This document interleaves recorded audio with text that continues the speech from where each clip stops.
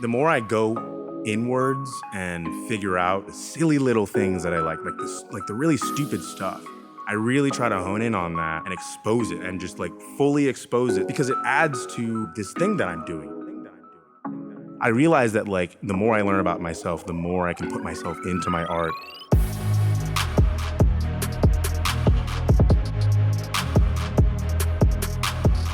All right, we're here back in the studio with the Indie LA podcast. We have our special guest with us, Stratos. Welcome, man.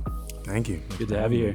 Yeah, so Stratos, saxophonist, composer, producer, photographer. Is there anything else on that list I'm missing? Yeah, what don't you do? I do some videography, but it's on the down low. But that's pretty much it. Amazing. Yeah, well, tell me a little bit about your saxophone story, because I know that's quite a pathway to take, like musically. So how did you get started? What was that bug that bit you as a kid to get you started with that? Yeah, well, my family, everyone's like sort of music, like a music appreciator. We have a lot of, my dad's from Barbados, so I grew up listening to reggae. My mom's from Detroit, so I grew up listening to a lot of Motown and soul music. And to be honest, as a kid, I didn't like any of it. Okay. I was just like, I don't know because it was very, not only that, but my middle sister Clarissa is a cellist, so we listened to a lot of orchestral music. My sister Mari is a singer, so we used to listen to a wide range of stuff. So I heard a lot, but as a kid, I kind of knew like I need to figure out what I like first, and so I thought I didn't like those styles. Okay. And then I think I was maybe 6 or 7. I heard what I now think is Sonny Rollins, and I was just like, whatever that is, I need to do what that is. Wow. And it was the saxophone. So as early as I can remember, I wanted to be a saxophone player. I wanted to do jazz. I wanted to, that was it. And then later, I started to appreciate the styles of music that I grew up with, but it was on my own terms. I discovered it for myself and that sort of thing. So I kind of had to start somewhere and then grow outward. That's kind of what it was for me. Yeah, dude, that's really interesting. I actually have a similar story, kind of. Like in my household, it was all Prince. Mm-hmm. Prince. Every time I got into the car, in the house, and as a kid too, just like you, hated it. Mm-hmm. I didn't appreciate it at all. And I think I was kind of looking for like an outlet or sort of like my own route. And the first time I heard the saxophone was on a mixtape, a burned tape. Had 2 tracks on it. It had John Coltrane, Big Nick, and it had Average White Man, Pick Up the Pieces, funk track, right? Like 2 like intro, polar opposites, like of track.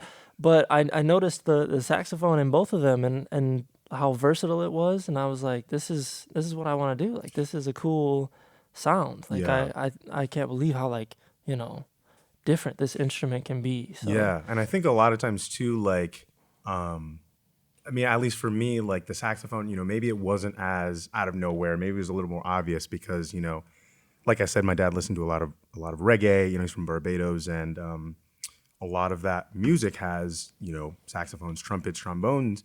And my dad, being a non-musician, didn't know like what a saxophone was. He couldn't differentiate the sounds, between the horns. But he knew he thought they were all just a saxophone. He just was like, I know what the word saxophone is, so like that must be. So he always kind of pushed me. He was like, well, I really like this, and I've never been able to do it, and if I could do it again. So I think there was a little bit of influence there, even though he wasn't like pushing me. I get you. It's embedded everywhere, I think. Yeah, that's awesome.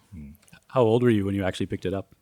So when I was 10, I think a lot of people in the public elementary school system, you pick your recorder up in 4th grade and your real instrument up in 5th grade. So I started in 5th grade. They really wanted me to play violin because I had really long fingers. And I knew that if I purposefully sucked at it, they wouldn't make me do it. So when I got to the violin, I was like, yeah, this is great, right? And the flute was like, and then when the saxophone came, I tried my hardest. So they let me play saxophone, and it was over from there. So okay, that's awesome, dude. Yeah. So talk to me about how you got into your other things, like like what was your first experience like composing? Like when did you find that like that was kind of one of your things? I think I wrote like a bunch of really bad tunes like in high school. I was like, let me Sure. just try to figure it out, what this that because I went to two high schools.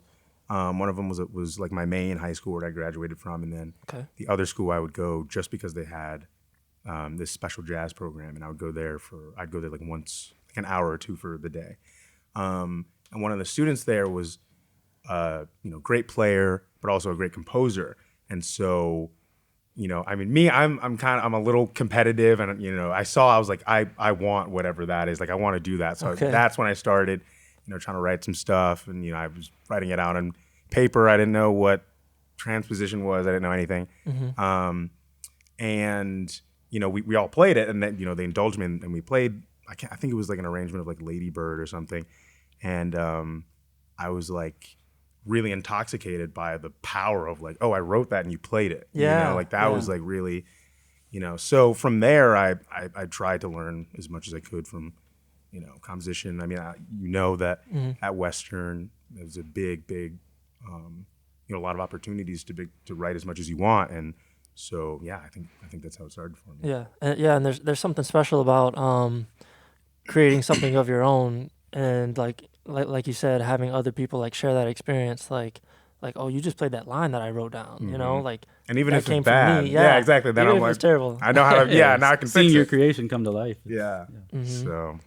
Yeah, I can recall like senior year of high school, Billy's Bounce was the track, and I wrote a little like horn soli for Blake and I and another trombone player, and yeah, that was kind of like my first taste into it, just like the handwriting, getting that down on paper, and figuring that out. I have no idea how it sounded. Thank God there's no more recordings of it. But that was kind of what. Yeah. From there, I was hooked. I knew that was gonna be my focus, like moving into to school, and like you said, being immersed in that culture of musicians, like everybody willing to try your thing, putting bands together, like that really kind of like allowed me to like flourish that talent, I think. Yeah, that I agree, because that was a big part of it for me. I started at a time where you're in college, the people you're writing for are your peers, and everyone's just willing to to play stuff. And for me, I think in college I mean, I just tried to take advantage of every possible aspect. So when I got to school, I was like, hey, Rufus, like, I know you don't know me, but like, for those who don't know, Rufus Ferguson, shout out, best pianist in all of the Midwest. Amazing.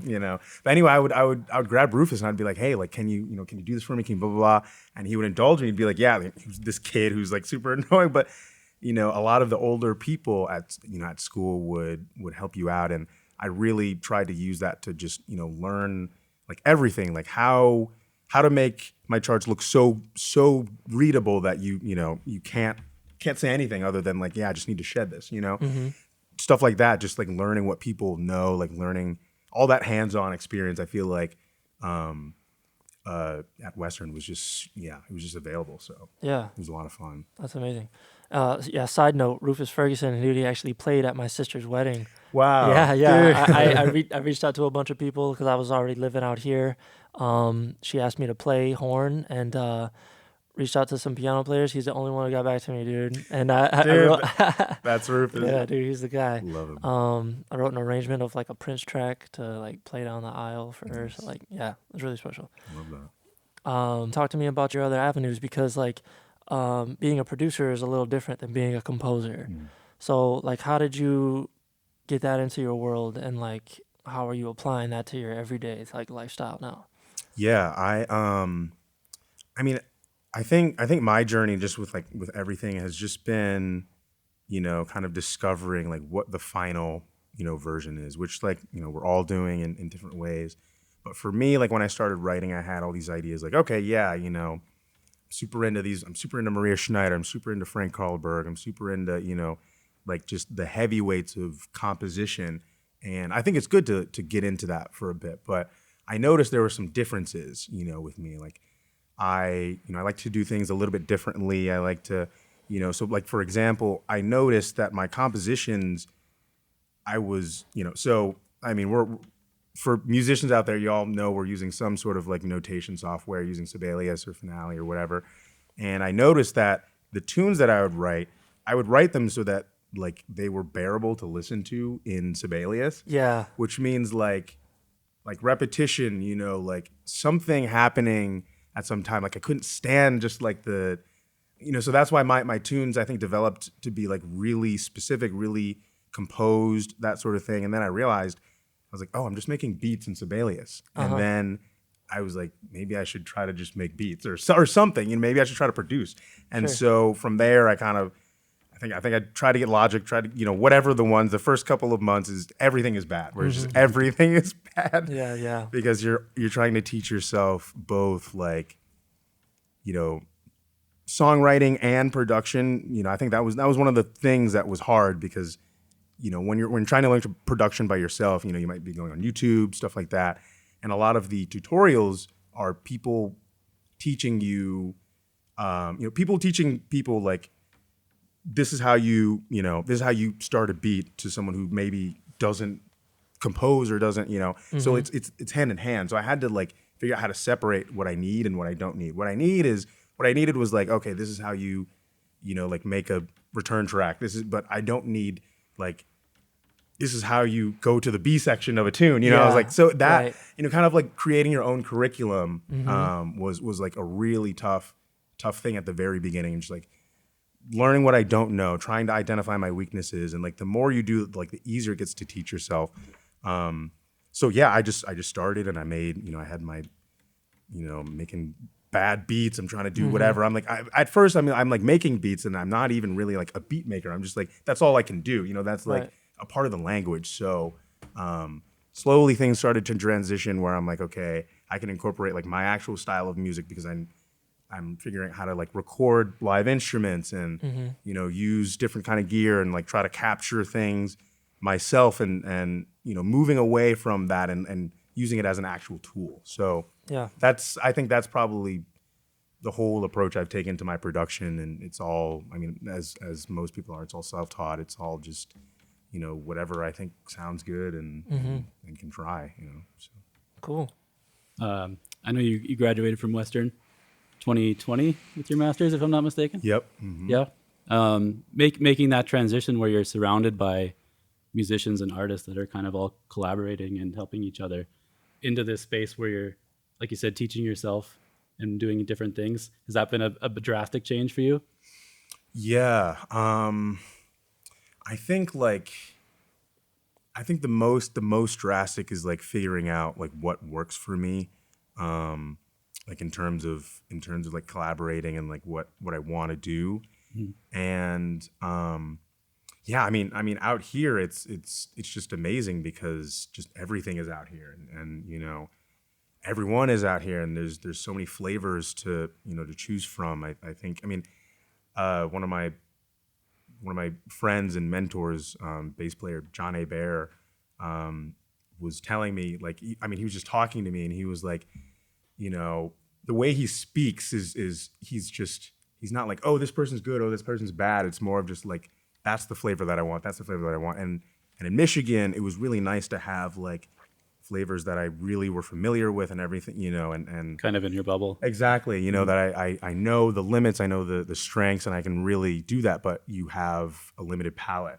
And out here, it's been really exciting just being like, wow, like it doesn't matter what drummer I choose for this thing, it's going to be at that certain level, but they'll all be different. And that's like, that changes my writing process and how I think about stuff now that you have this, thing available. Because our community is so small. Once you start to just get to know people, it's just like, let's play, like let's do something. That's kind of, so people that I barely know, it's just a matter of like, hey, let's get to know each other. And then I want you to play this thing. So Sure.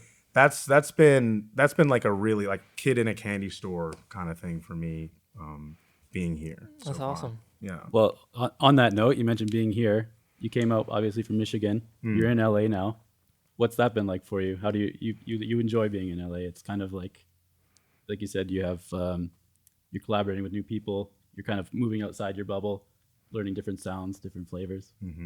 Yeah, that's been a lot of it. I think I was really lucky to have just like a lot of people out here. I mean, Marcus, Blake, Randy, like a lot of the Michigan people out here, you know, just being so welcoming and so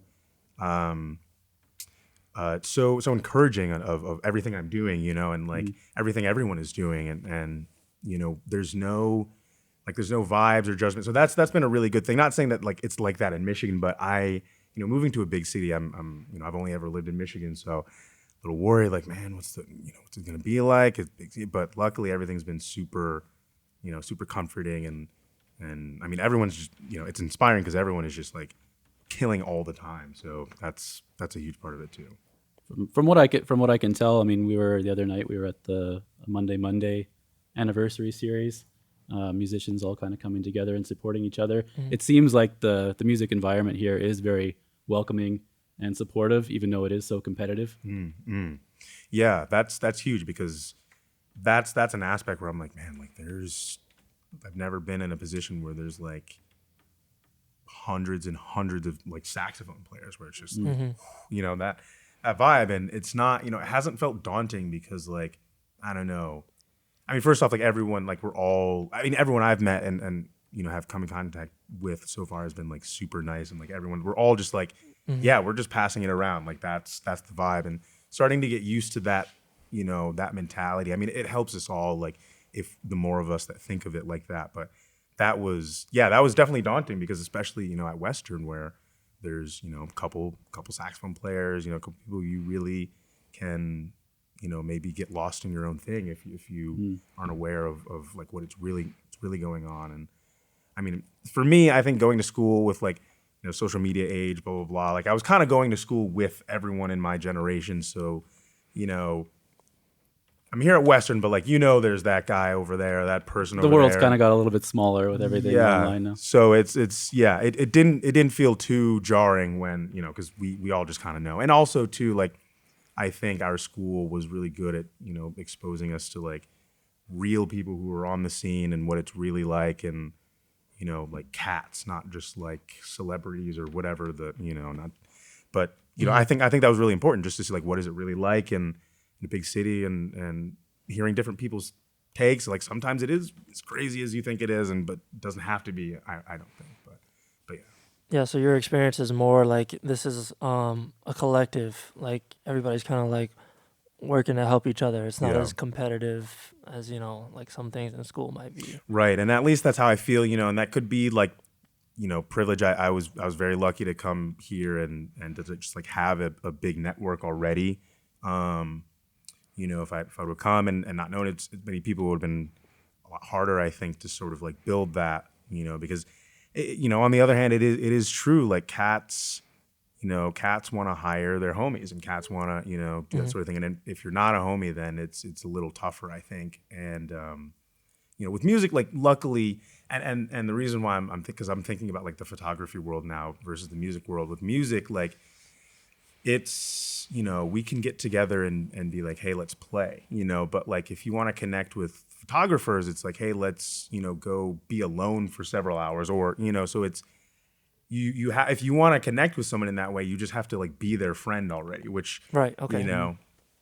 Super, super weird to put this into like, I think, terms, but like, that's, it makes it a little bit harder, I think, to connect with that community if you're not in it, if you're not there, if you're not your friends. So with music, at least, at the very least, it's, and I think in jazz specifically, you can really easily just like go to a session, go to a thing, bring your horn, do that sort of thing. But yeah, the two are very different. I think it's been interesting, like getting insight onto both worlds. Yeah. Nice. Like you said, you already kind of had that network of people you knew here, and how helpful that was. Was that part of your decision-making process when you were thinking, is LA the next move for me? I kind of want to know, because I mean, it sounds like that was a deciding factor, but from where we grew up, I know, at least for me, it was LA, Chicago, or New York. I kind of want to know if there was like some other reasonings behind like choosing the West Coast? Yeah. I think same with me, kind of, in that area. I think we all are like Chicago, New York, LA. For me specifically, like early into my journey, I realized that a lot of the musicians that I really admired and liked and wanted to work with were out here. And so I kind of like I think like the beginning of high school, I just knew that like I wanted to go to LA. That's where, that's where I wanted to go down. And I saved room for like, okay, but what if New York? Because there was a point in time where I really thought I was going to be like, like a saxophone player, Yeah, like same. session. And for I'm that, I'm gonna hit all those jazz clubs in New exactly, York. Yeah. I'm gonna play and I'm gonna shed my doubles. I'm gonna be, a tool in the band of, so I thought about New York. I think that New York is a great place to do that. And so I was like, okay, maybe that's the thing, but I kind of figured out that's not really what I'm trying to do. So, after a couple years, everything just started to sort of like clear itself up. Okay. And LA became the clear choice for me. Awesome. Cool. Let's transition into photography because I haven't known you for too long, but it seems from what I've seen, it's kind of just like blown up for you, and it's like very artistic stuff, really tasteful like shots. I kind of want to know how you got into that and how that's going for you. Yeah. So I started photography actually together with my wife. We started like late into 2020, late into the summer of 2020. I mean, everyone was on lockdown. Everyone like picked up hobbies, and we both were like just super suddenly. Well, the way it started was, in Kalamazoo, like there's a lot of estate sales, a lot of garage sales. And then one day, we kind of were just like, what if we, go and just see if we can like get some film cameras or something, like Okay. I've always wanted to, like I've been thinking about photography, but like something about the digital process just doesn't like click with me. So we were like, like, people are starting to shoot film again. And like the estate sales in Kalamazoo. I mean, that's one thing Kalamazoo, Michigan is great for. If you want to get a really nice, but also very cheap 35 millimeter film camera, that's the place to go. Kalamazoo is the place. Yeah. Here, plug. But so we would go around to these sales. We'd pick up cameras for cheap. It'd be like, this was my husband's. He was a private inspector, and like I just wanted to go to a good person, and it's like $10. So that's how we started. We were able to equip ourselves, and we learned the how to shoot film, like that whole process, because a part of it was a part of the process. We loved the process, the slowing down of everything. Taking your time, taking one shot at a time, that sort of thing. So in a time where pandemic, not much is going on, we're trying to create, we're trying to do anything, to stay sane. We just really like took to this. And for me, I mean, my wife, she's a one of those artists that's really like, everything she touches is like, I can master this passion, like this is it. She's a ceramicist, she's a vocalist, she's also a film photographer, and so like I wanted like something like that. I was like, okay, well, I play saxophone. Oh, well, that's music. And I compose, and that's also music. And I'm starting to produce, and that's also music. So I really wanted, something to express myself in a completely new way. Yeah, another art form. Exactly. And so I took to it. We took to it really fast.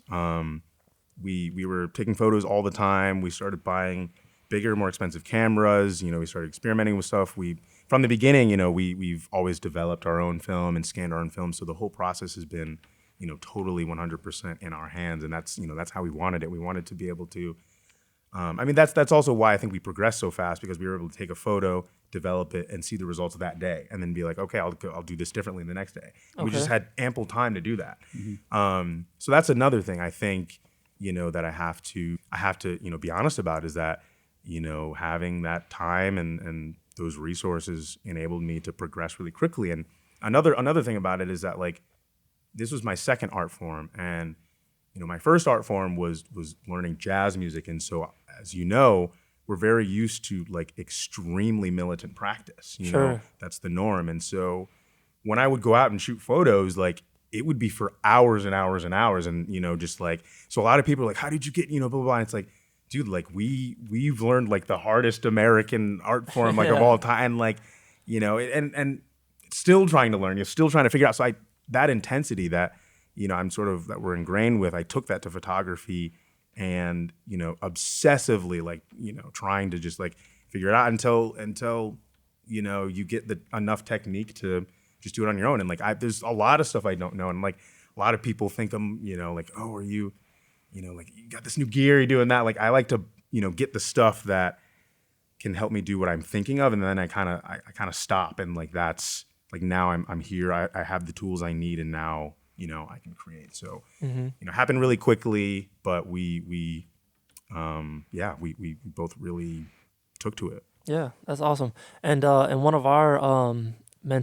mutual mentors, Andrew Rathman, he I remember one of the lessons that really stuck with me was the what if factor. Yeah. Oh my God. Right? And it's so simple, but when you apply it to other things, like you were talking about photography, what if I take this at this angle? What if I do this under this lighting this time?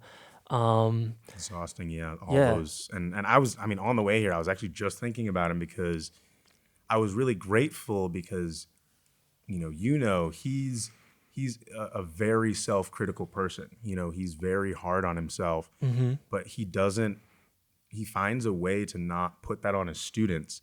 So for me, I was able to just watch for 6 years, like a masterclass on how to ask yourself all of the questions you need to ask yourself to grow. Yeah. Him giving us, subconsciously and consciously the tools we need to self perpetuate. And so that's why, I think that's one of the greatest things I learned from him was just like, how can this be better? All the parameters by which you can change something, in music we have like, okay, well, here's this melody. Well, it can be played forwards, backwards. You can invert it. You can, oblique motion. There's contrary, all these like things you can do. It's the same with photography, Right. The color, the hue, the lighting, the composition, the medium. Are you using film? Are you shooting digital? Are you shooting like what aspect ratio? All these little things are the ingredients that go in that make whatever it is. And with Andrew, he only teaches his students to make what it is only you can make. And so diving into that process of, finding just being excited that like, I can change this even just like 1% to make it just a little bit more mine, just a little bit more of my identity, just watching him constantly do that, I think was like the biggest, lesson I learned. Yeah. So. Yeah, it's something that you like. It sticks with you. Yeah. You carry it with you. Yeah, truly. That's awesome. Well, talk to me a little bit about some of your personal influences, whether that be in music or photography, anything outside of the arts. Like, who are some people that you were listening to?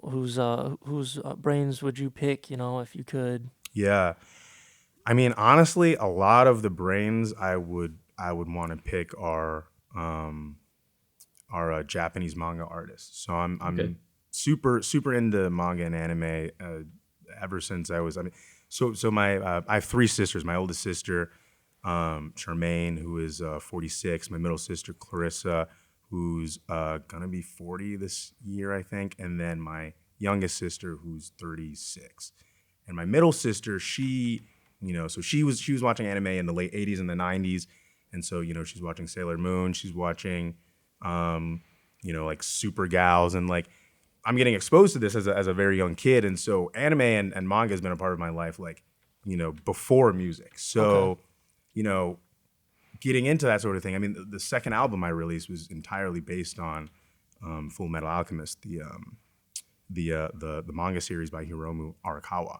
And so the thing about like mangaka is that they like, they've created this art form that like, imagine all of the greatest literature in history, but imagine if they also like illustrated them along with it. That's what manga is, and like, thinking about how these people come up with like these just insane worlds and these insane, feelings. And, that's like really influenced like how I've tried to I've tried to move. Some of like the greatest creators, I think, like for example, Hirohiko Araki, the mangaka who wrote JoJo's Bizarre Adventure.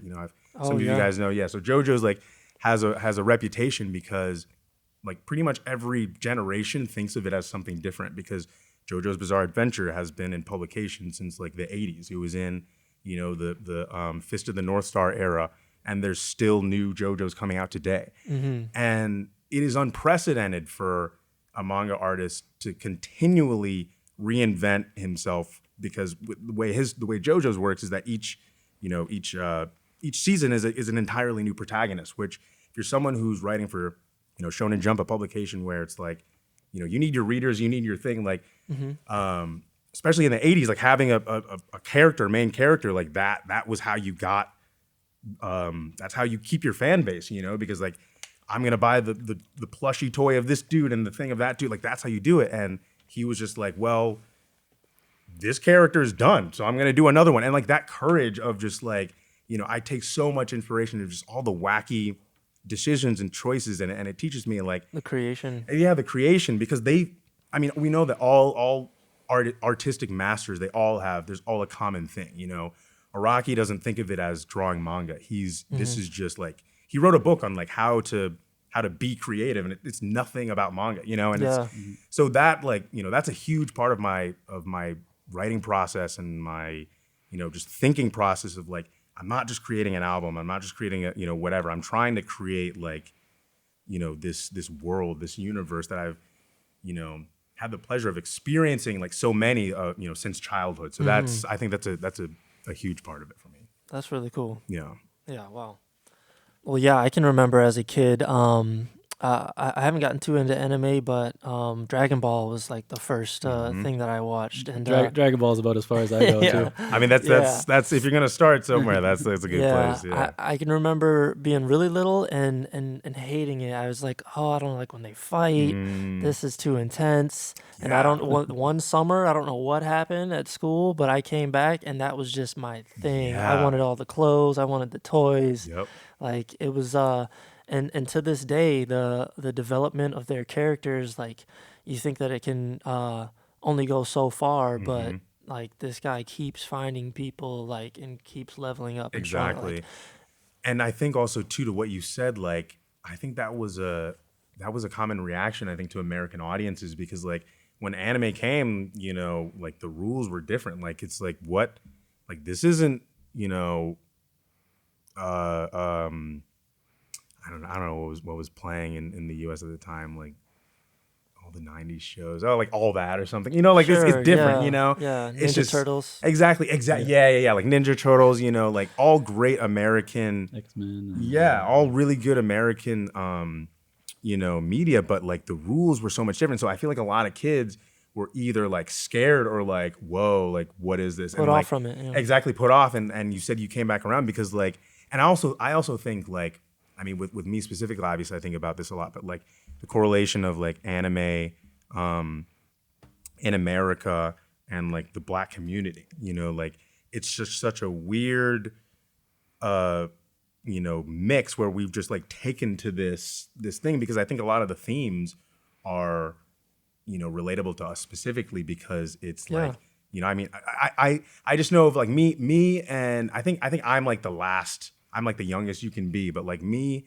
and, my homies, like we all remember just like, following Goku, or like for us more, it was Naruto, because I mean, we saw Dragon Ball Z reruns, but for us, like following this person who is from another place, who, doesn't really have like a history he can, connect to, but is overcoming like every obstacle. Cause I mean, the thing is like, in Dragon Ball specifically, he in the later chapters he's facing gods, and like that's what it feels like sometimes when you're facing these institutions. It's like, how do I go up against something that is like so permanent and so all encompassing, and watching someone like, see every step of how they do it and then like finally achieve it. Like that's like constantly battling and because struggling through, but finally overcoming. Exactly, because the rules of the show are once the person the person who you've defeated gets defeated, the rules are that the next most powerful one has to come. And so that's a part of it. And so I think a lot of us really like really gravitated towards this and like feeling like that confidence and that like, yeah, like maybe against all odds. And like I've totally, whether I like to admit it or not, but like I've totally bought in because like, Yeah.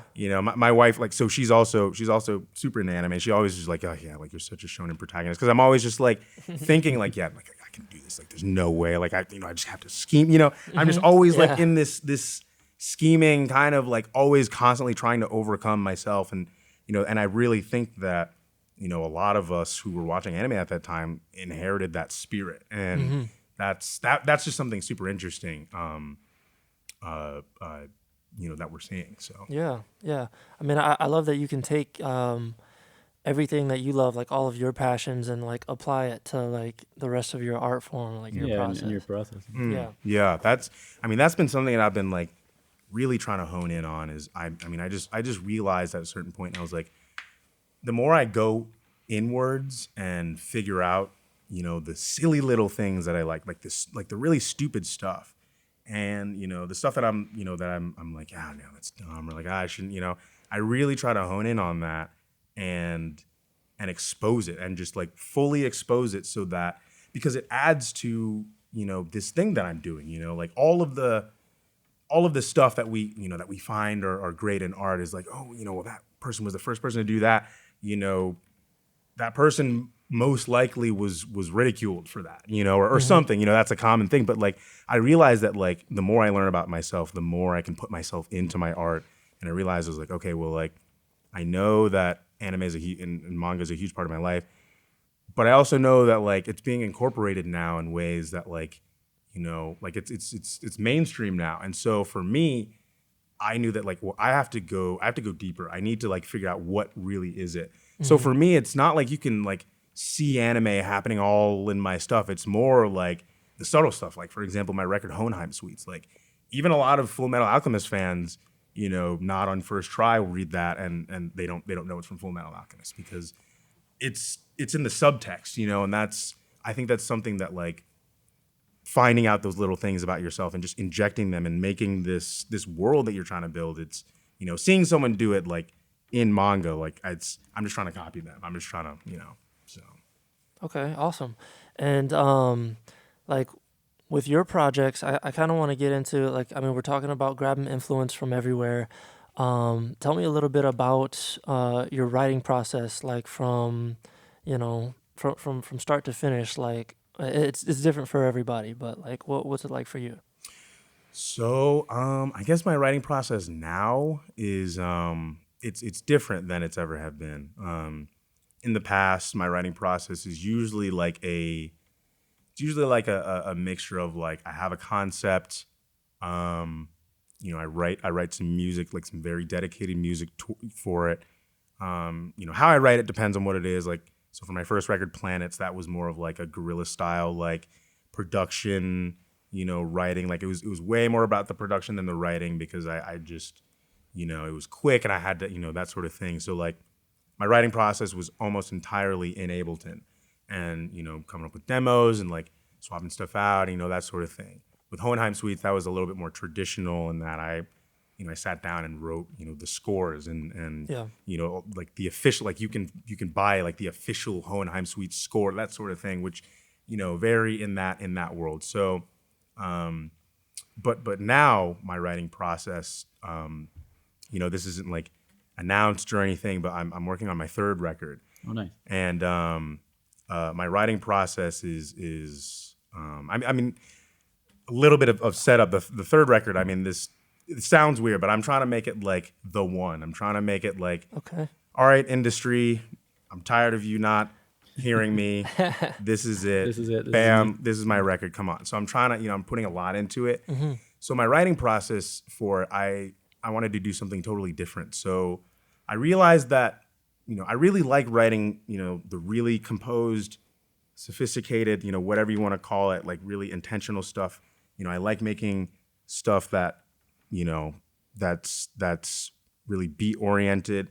And so for this record, I'm trying to combine the two in an organic way.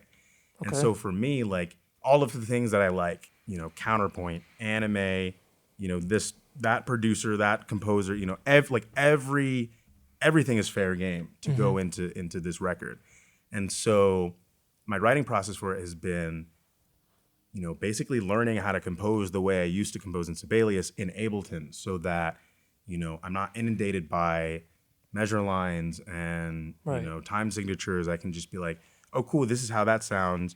How about I do that time signature situation, figuring it out after, and like really making it organic, and writing in the same place that I'm going to record and produce, and making it really organized, and, trying to make it so that the music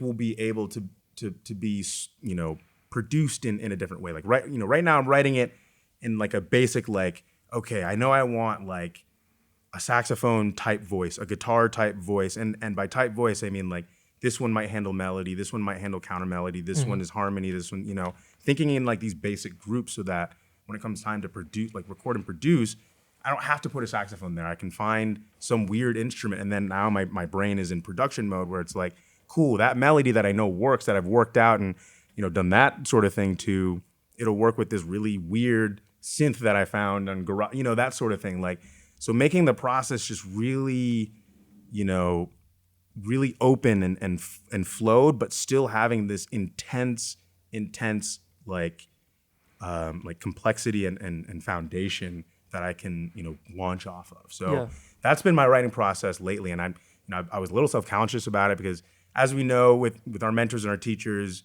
as good as everyone is, it also means that they're passionate about their stuff. So they think that their stuff is right. So they think that, blah, blah, blah. Sure. So, I was like, man, well, I'm really not writing the way that, this person wanted me to, or I'm not doing this, and it wasn't that I was like, I'm not doing it the way. It was more of just like, well, I know that this works because I respect that person and that's what they do, So I really had to like trust myself. It's like, well, this isn't what anyone I know does, but this feels right, and just following that, and just sort of trusting that, like, the more myself I make it, I don't have to worry about, is this going to be, good commercially? Is this going to be good that way? And I mean, I honestly, it sounds weird to say, but I think it will. But, it's just right.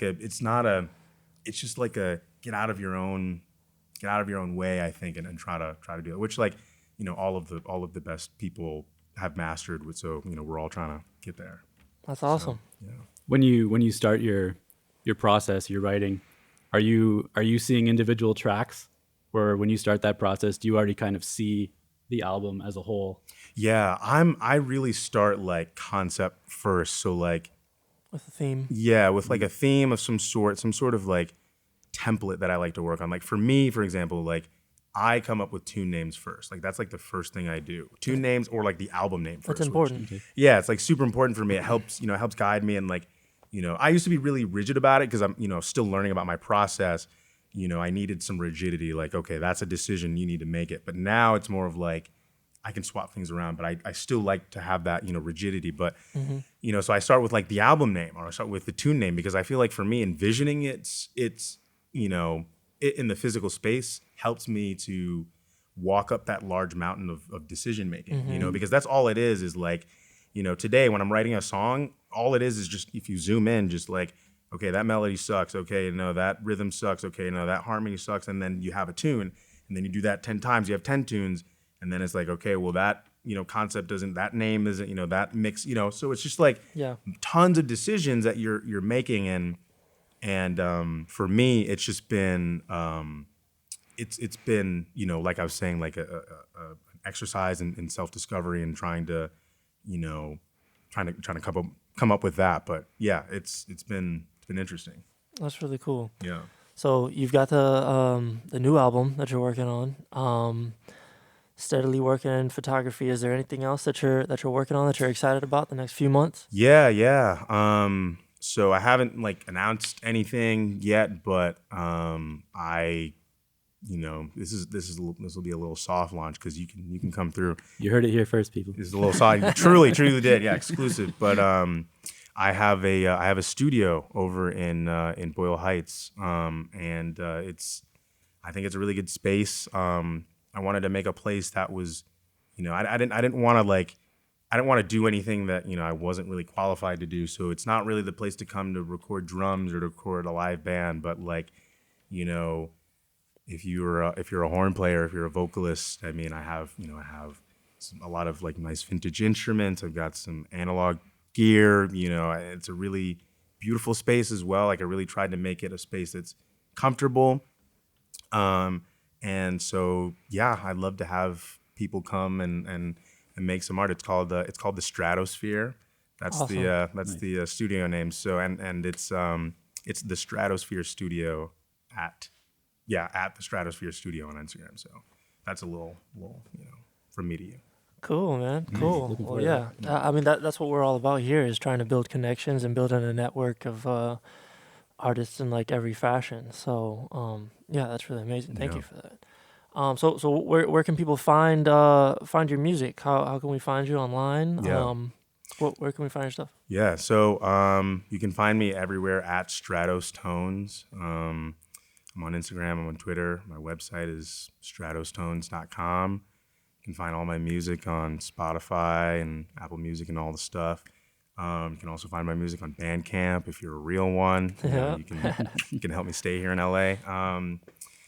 I have a print shop. I mean, luckily, all this stuff is, you know, I make it really easy to find. If you just go to, I think it's called Instagram.com. You can go in my bio Heard at of that one. Stratos Tones. You can see this little link at the bottom, link tree. That's like literally everything. You can see all the interviews and reviews and where music is gonna come and, you know, all that stuff. And yeah, that's pretty much it. Awesome. Yeah, there we go. Yeah, let us know when the album drops. Yeah, Yeah, absolutely. we're excited to hear it. There it is, ladies and gentlemen, Stratos. Thanks for having me.